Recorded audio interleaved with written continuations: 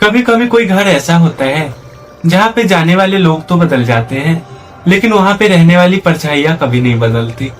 आज की कहानी एक ऐसे ही परिवार की है जो एक सस्ते घर में रहने आया था, लेकिन कुछ दिनों में उन्हें समझ में आ गया कि इस घर में कुछ तो है।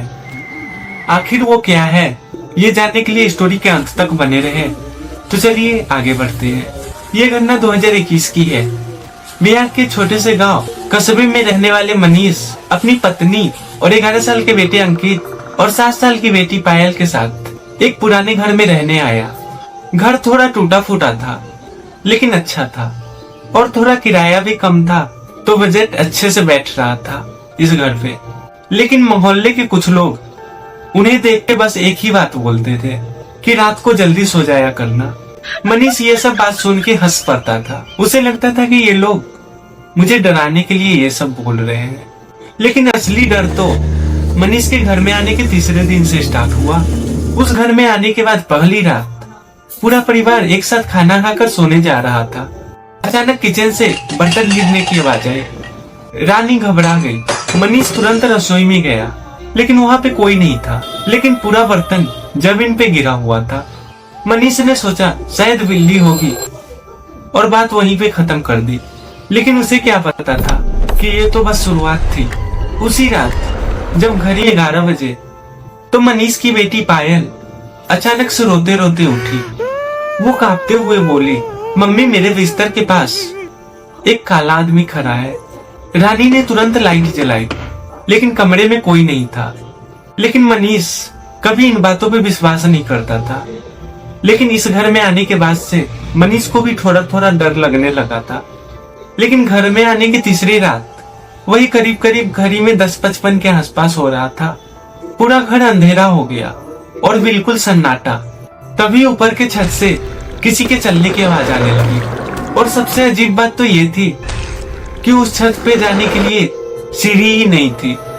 अगले दिन उन्होंने पड़ोसियों से पूछा, तब एक बूढ़े आदमी ने उन्हें बताया इस घर में पहले एक आदमी रहता था। उसकी मौत के बाद यहाँ अजीब अजीब चीजें होने लगी, और उसने सलाह दिया किसी तांत्रिक को बुला के घर को दिखवा लो। मनीष ने भी यही सही समझा, और उसी के 2-3 दिन बाद उसने एक तांत्रिक को बुलाया। तांत्रिक घर के अंदर घुसते ही से रुक गया। उसने चारों तरफ देखा और धीरे से कहा, ये घर खाली नहीं है, इस घर में तुम लोगों के अलावा भी कोई रहता है। ये सुन के मनीष और उसकी बीवी रानी चौंक गए। तभी तांत्रिक ने झाड़ फूक स्टार्ट कर दिया, मंत्र पढ़े, अगरबत्ती जलाई और पूरे घर में गंगा जल छिड़क दिया। लेकिन तभी घर के अंदर अचानक से तेज हवा चलने लगी। ऐसा लग रहा था कि घर में तूफान आ गया हो। दरवाजा अपने आप धड़ाम धड़ाम बंद होने लगे। तभी पायल जोर जोर से रोने लगी। तांत्रिक जोर से चिल्लाया कि सबको घर से बाहर निकालो। सब बहुत ज्यादा ही डर गए। मनीष ने जैसे तैसे करके सबको घर से बाहर निकाला। जब सब घर से बाहर निकल गए, तभी घर के अंदर से एक आदमी की जोर से हंसी सुनाई दी, लेकिन अंदर कोई नहीं था। तांत्रिक का चेहरा पूरा पीला पड़ गया।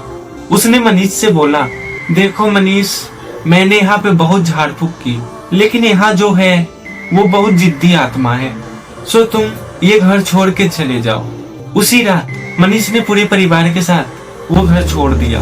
लेकिन अजीब बात तो ये है कि मनीष के उस घर को छोड़ने के बाद भी वो चैन से नहीं बैठा।